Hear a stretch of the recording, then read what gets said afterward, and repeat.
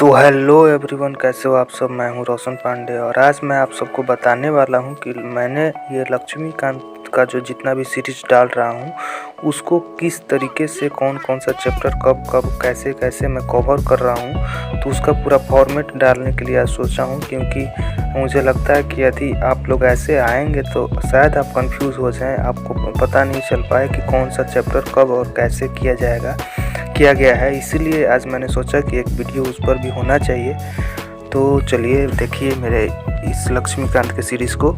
तो चलिए देखिए, पहले मैं अपना इस लक्ष्मीकांत के किताब का कौन कौन सा चैप्टर पहले फर्स्ट प्रेफरेंस में रखूँगा, सेकंड प्रेफरेंस में, थर्ड कौन सा, ऐसे मैं कौन कौन सा चैप्टर पढ़ूँगा उसके बारे में बताऊँगा।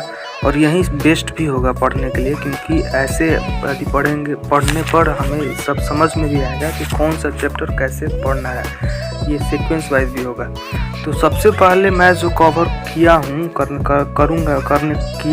करूँगा भी पहले आगे, तो वो होगा प्रेसिडेंट। फर्स्ट प्रेफरेंस में प्रेसिडेंट को मैं कवर करना करूँगा, और सेकेंड में वाइस प्रेसिडेंट के बाद थर्ड जो मेरा होगा वो होंगे governor, third governor and fourth जो होंगे, थर्ड गवर्नर होंगे और फोर्थ जो होंगे इमरजेंसी प्रोविजंस को मैंने कवर किया है। फोर्थ में इमरजेंसी प्रोविजंस और फिफ्थ नंबर पे मैंने प्राइम मिनिस्टर को कवर किया है लक्ष्मीकांत का, और सिक्स्थ पे मैंने सेंट्रल काउंसिल ऑफ मिनिस्टर्स को कवर किया है, और सेवेंथ नंबर पे मैं चीफ मिनिस्टर्स को कवर किया है, और 8th नंबर पे स्टेट काउंसिल ऑफ मिनिस्टर्स को कवर करूँगा आगे, और मैं 9th नंबर पे ऑप्टम को कवर करने के बाद मैंने जो है पूरा पार्लियामेंट को कवर किया है, क्योंकि ये जितना भी है यह एक सीक्वेंस वाइज मैं पूरा चैप्टर को पढ़ा दूंगा ऐसे। तो इसीलिए मैं, और समझ में भी अच्छा आएगा, इसीलिए मैं पहले पार्लियामेंट को कवर किया 10th नंबर पे, और उसके बाद 11th नंबर पे मैंने कैबिनेट कमिटीज़ को कवर किया है, क्योंकि कैबिनेट कमिटीज़ पार्लियामेंट के बाद आए तो और ज़्यादा समझ में आएगा। और 13 नंबर पे हम लोगों ने controller and auditor general of India को कवर करेंगे आगे 13 नंबर पर, और 14th नंबर पर हम लोग supreme court, judicial review, judicial activism और पब्लिक इंटरेस्ट लिटिगेशन को 14th नंबर पे हम लोग कवर करेंगे। और उसके जस्ट बाद 15th नंबर पे हम लोग हाई कोर्ट को कवर कर लेंगे, क्योंकि जस्ट बाद यदि सुप्रीम कोर्ट के बाद हाई कोर्ट को कवर करेंगे तो ज़्यादा अच्छा से समझ में आएगा। और उसके बाद 16 नंबर पर हम लोग ट्रिब्यूनल्स को कवर करेंगे, 16 नंबर पर ट्रिब्यूनल, और 17 नंबर पर 17वां स्थान पर हम लोग सब ऑर्डिनेट कोर्ट्स जितने भी होते हैं उनको कवर करेंगे। इससे ये होगा कि ये जितना सारा भी है एक साथ हम लोग कवर कर पाएंगे, इसीलिए ज़्यादा अच्छा से समझ में भी आएगा।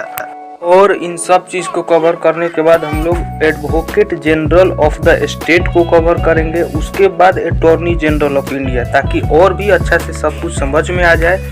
और उसके बाद हम लोग इसके बाद कॉन्स्टिट्यूशनल बॉडीज़ का जो है यूनियन पब्लिक सर्विस कमीशन यानी कि यूपीएससी को कवर करेंगे, उसके बाद स्टेट पीसीएस को, स्टेट पब्लिक सर्विस कमीशन को कवर करेंगे, और उसके बाद इलेक्शन कमीशन को कवर करेंगे 22वां स्थान पर, 23वां स्थान पर फाइनेंस कमीशन को कवर करेंगे, और 24वां स्थान पर हम लोग किसको कवर करने वाले हैं तो वो होगा सिटीजनशिप, क्योंकि 24वें स्थान पर सिटीजनशिप को कवर करने के बाद तब हम लोग फंडामेंटल राइट्स को कवर करेंगे, ताकि ये दोनों जो टॉपिक है आपस में को रिलेट कर पाए, अच्छी तरीके से हम लोग समझने में भी हमें हेल्प हो, ताकि और भी अच्छी तरीके से हम लोग समझ पाए। 25वें स्थान पर फंडामेंटल राइट्स के बाद 26वें स्थान पर हम लोग डीपीएसपी को कवर करने वाले हैं, जो कि directive principle of state policy है। इसको 26 स्थान पर इसलिए कवर करेंगे ताकि यह जो है फंडामेंटल राइट्स जब मालूम चल जाएगा उसके बाद यदि डीपीएसपी को पढ़ेंगे तो ज़्यादा अच्छे तरीके से समझ में आएगा। और 27वें नंबर पर हम लोग फंडामेंटल ड्यूटीज़ को कवर करेंगे, क्योंकि फंडामेंटल ड्यूटीज़ डीपीएसपी के जस्ट बाद भी यदि हम कवर करते हैं तो अच्छा होगा, और भी अंडरस्टैंडिंग लेवल के लिए भी अच्छा होगा।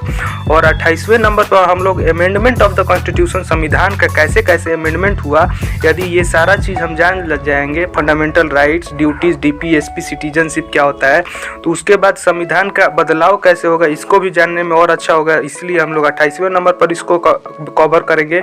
और उसके बाद basic structure of the constitution को कवर करेंगे। 29th स्थान पर basic structure of the constitution को हम लोग कवर करने वाले हैं।